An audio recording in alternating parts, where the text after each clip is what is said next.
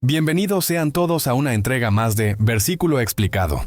En esta ocasión hablaremos de un tema súper interesante y difícil de comprender, dentro de las profecías de Apocalipsis. Ponte cómodo y prepárate para un despertar espiritual. Y bien, comenzamos.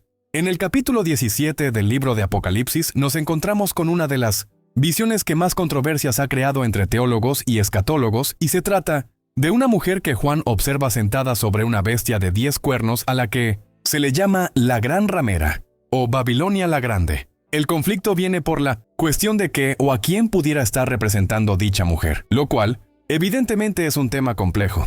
No obstante, en este capítulo, luego de haber escuchado los valiosos argumentos de diversos teólogos de renombre, me propongo, con la ayuda del Espíritu Santo, explicar muy humildemente quién pudiera ser esta ramera a la que Dios juzgará en la gran tribulación. Vayamos directamente al pasaje que dice así: Vino entonces uno de los 7 ángeles que tenían las 7 copas, y habló conmigo diciéndome: Ven acá, y te mostraré la sentencia contra la gran ramera, la que está sentada sobre muchas aguas, con la cual han fornicado los reyes de la tierra, y los moradores de la tierra se han embriagado con el vino de su fornicación.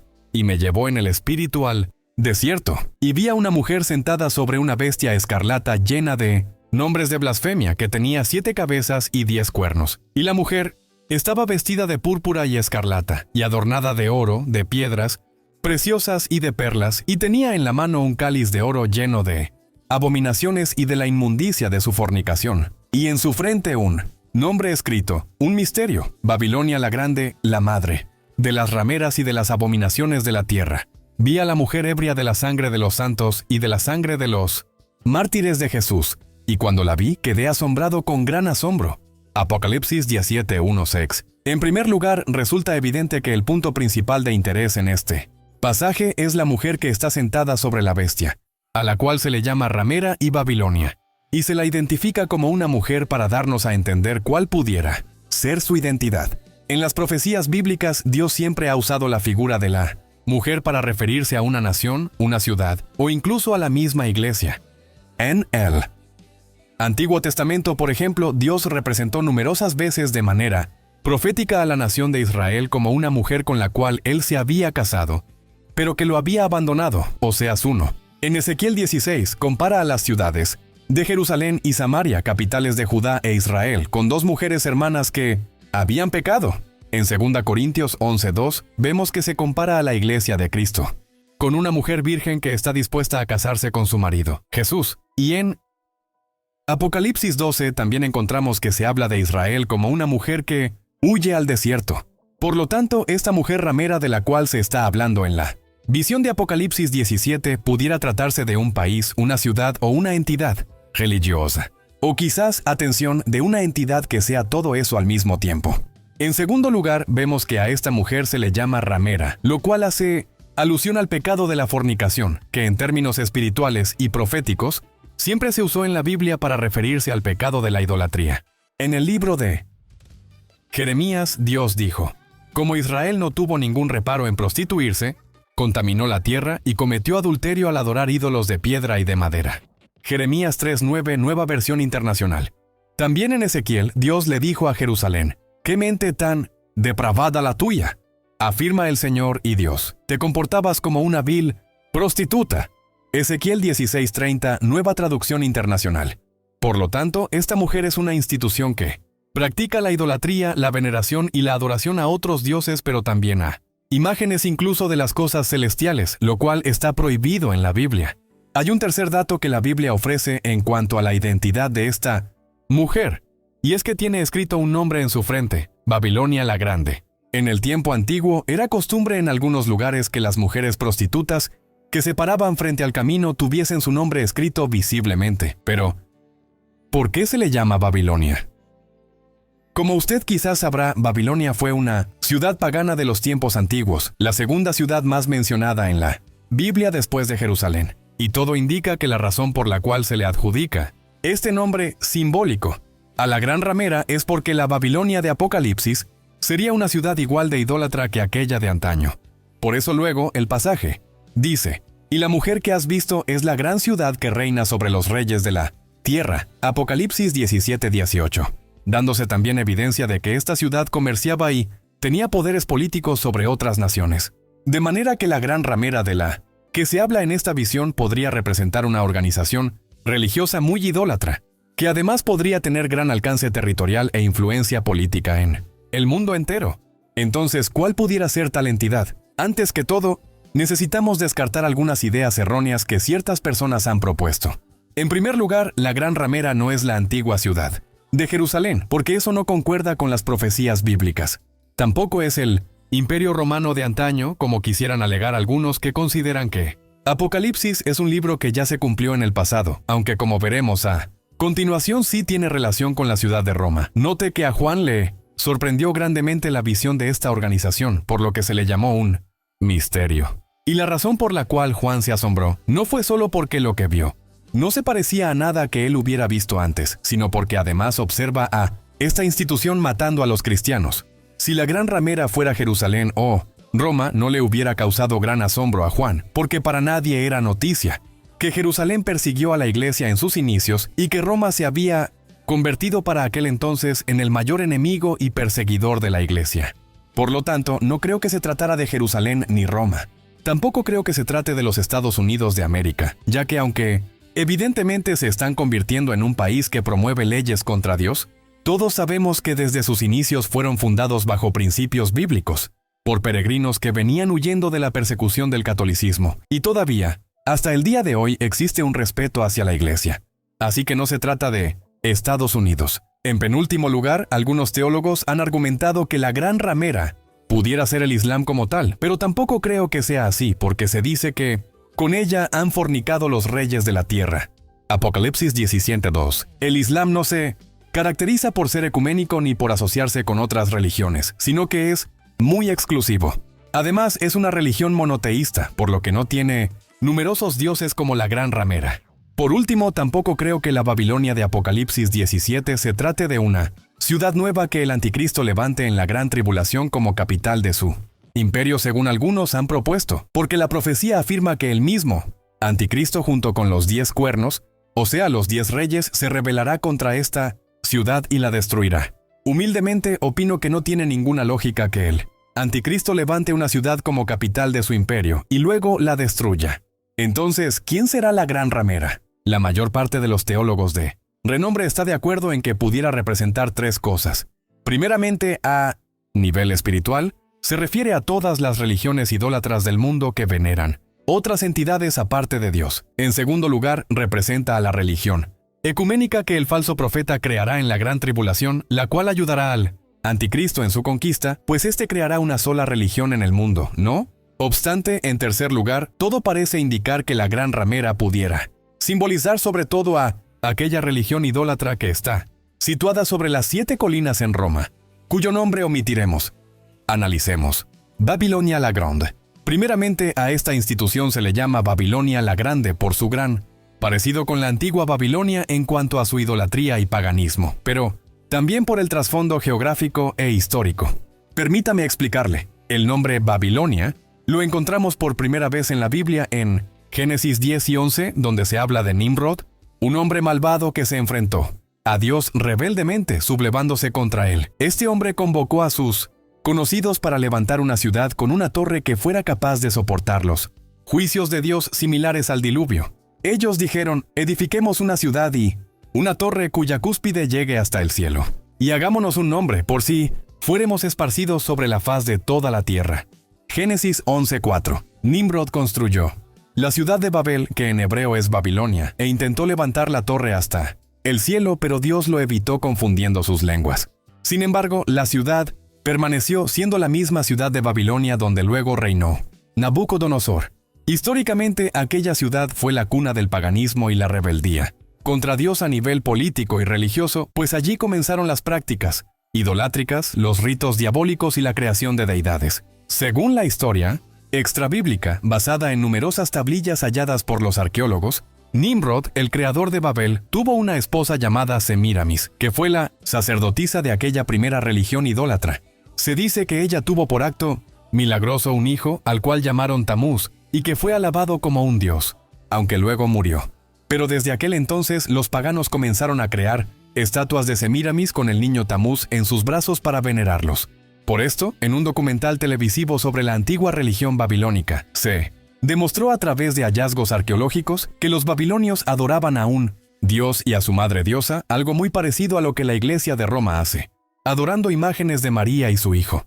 Además, se dice que los sacerdotes paganos de la antigua Babilonia llevaban en sus cabezas unas coronas con forma de cabeza de pez para rendir así culto a un ídolo pagano, y encima de la corona había una inscripción que decía «Guardián del puente». De igual manera, los líderes de la Iglesia romana usan en su cabeza una mitra con la misma forma y una inscripción similar. Durante muchos siglos, Babilonia siguió siendo históricamente la cuna y el centro principal del ocultismo y el paganismo en todo el mundo.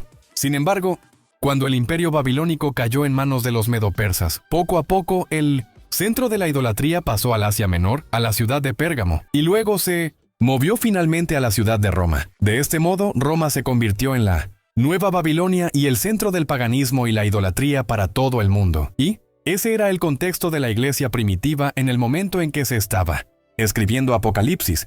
Roma era el mayor enemigo de la fe, y el mayor símbolo del paganismo y la idolatría con sus distintos dioses, cultos paganos y las diferentes orgías que realizaban. Sin embargo, cuando el Imperio Romano terminó, ¿sabe usted qué organización nació en esa misma cuna? Correcto, la Iglesia apóstata de la que estamos hablando, la cual se fundó sobre 7 colinas, como la profecía lo indica, Apocalipsis 17:3. Al leer la historia, sabemos que en el año 313 después de Cristo, el emperador romano Constantino supuestamente se convirtió al cristianismo y promovió así la fe cristiana. Unos años después declaró al cristianismo como la religión oficial con la intención de unificar su imperio.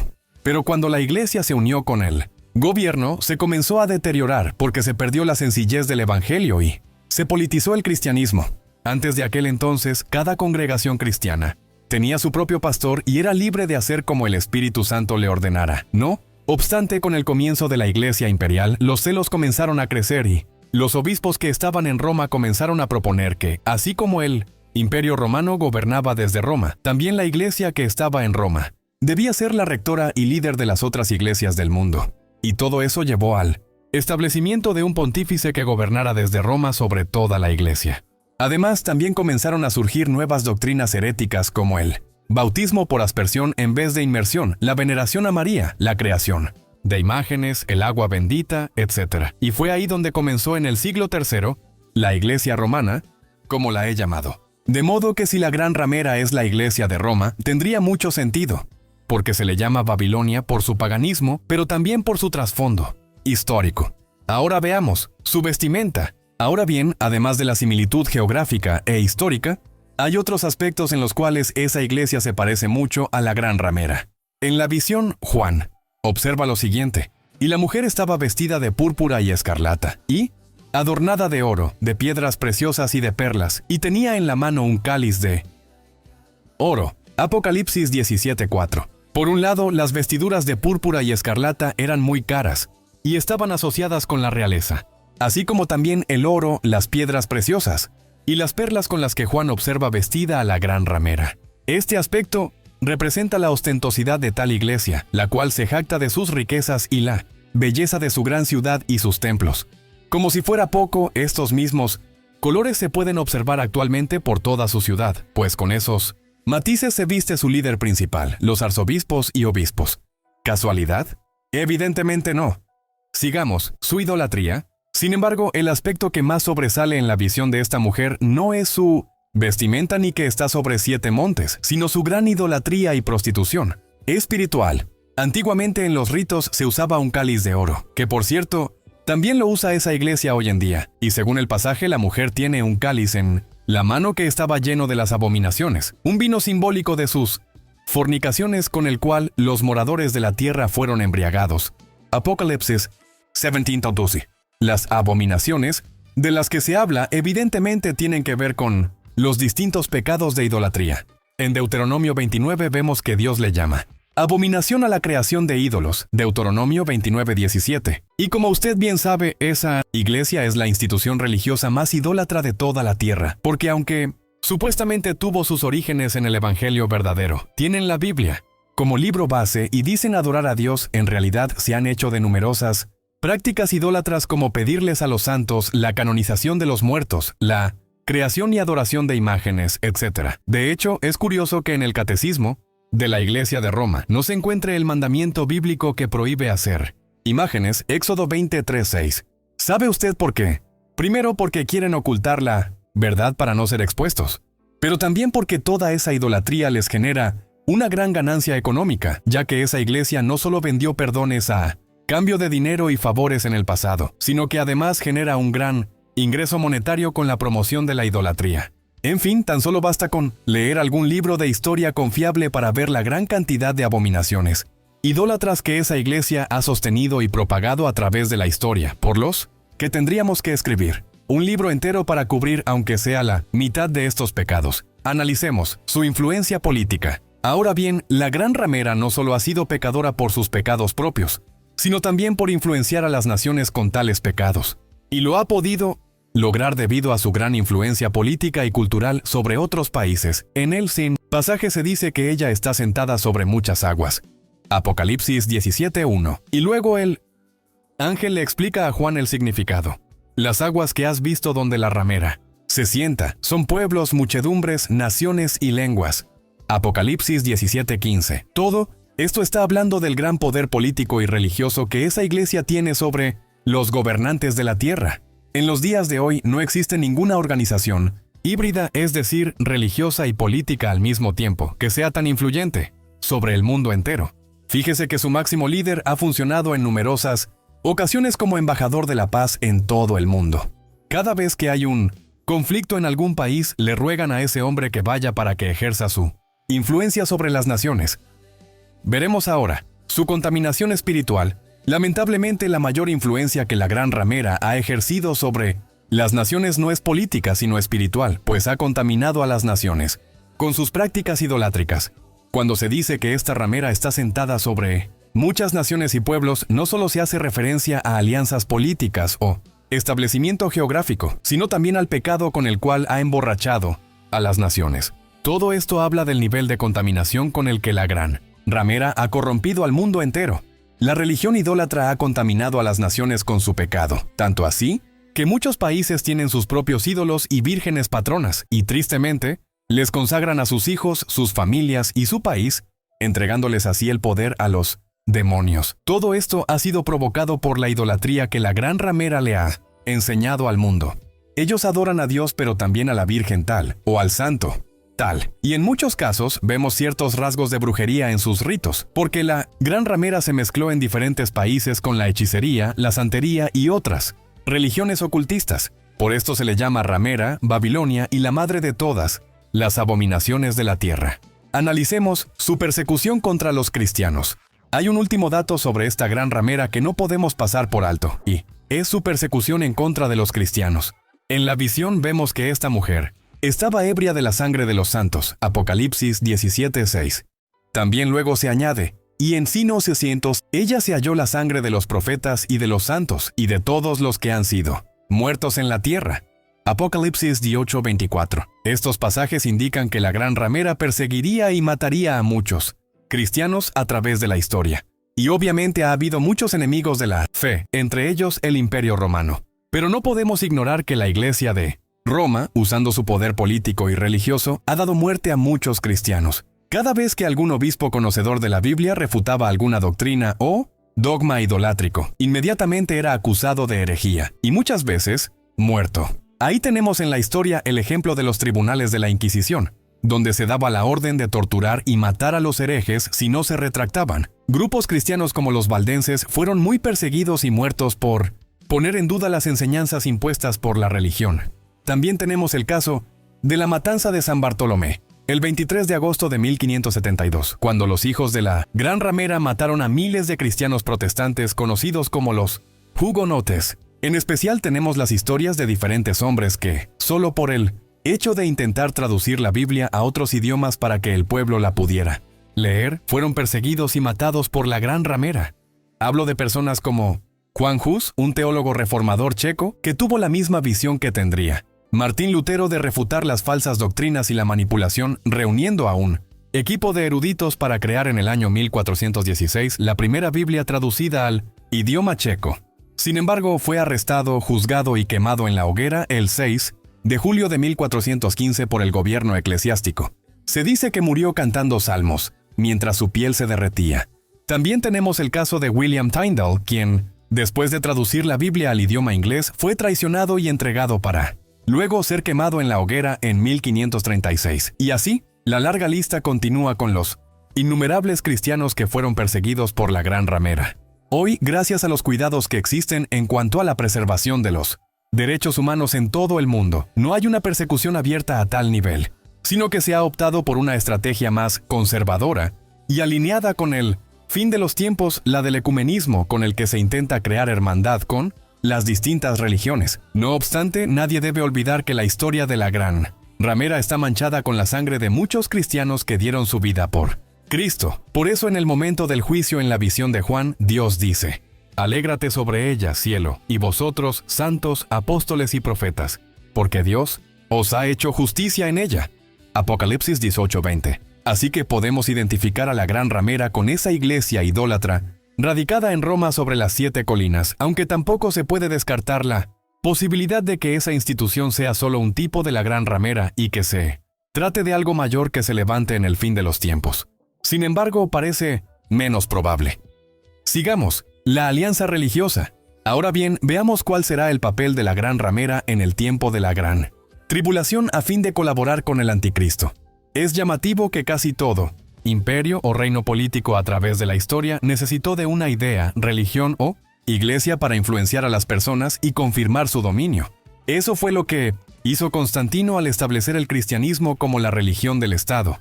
Sencillamente se afilió a la religión más popular del momento. Cuando el Anticristo surja, él necesitará también de la ayuda del poder religioso más grande del mundo, que será la Gran Ramera. Por tal motivo, Juan observa a la mujer montada sobre la bestia de 10 cuernos, la cual es el Anticristo. Este malvado ser, a pesar de que será un hombre ateo y déspota, aparentará mucha amabilidad con las religiones y utilizará la influencia de esa iglesia para crear una sola religión en el mundo. Por eso, si observamos el modus operandi de la iglesia romana durante estos últimos años, vemos un intento de unir a las religiones bajo un plan ecuménico. De hecho, uno de sus líderes más renombrados de la historia, de apodo II, logró hazañas impresionantes al convertirse en el primer líder de esa religión en entrar a una sinagoga judía, 1986, y también en el primero en entrar a una mezquita musulmana, 2001. Ese mismo hombre logró, en octubre de 1986, reunir en Italia a líderes religiosos representantes de las 12 principales religiones del planeta: protestantes, judíos, musulmanes, budistas, sintoístas, brujos del África y demás. Y aunque luego de su muerte se han realizado distintos intentos de proseguir con este plan, nada similar se había podido conseguir hasta la llegada de este actual y último pontífice, el cual ha logrado cosas aún mayores, inaugurando la Casa Abrahámica en los Emiratos Árabes Unidos, un complejo enorme de 3 edificios, una sinagoga judía, una mezquita musulmana y una iglesia cristiana, católica. Este tipo de acuerdos ecuménicos nunca se habían logrado en la historia, y todo viene como resultado de la agenda del Acuerdo de Abraham, que se ha estado gestando durante los últimos años por parte de ciertas personas para lograr la unidad entre el cristianismo, el judaísmo y el islam. ¿Y sabe quién ha sido el promotor religioso de tal unidad? El líder de la iglesia romana. Por eso, el Anticristo usará a la Gran Ramera para agrupar a todas las religiones en una sola, con la excusa de tener mayor unidad.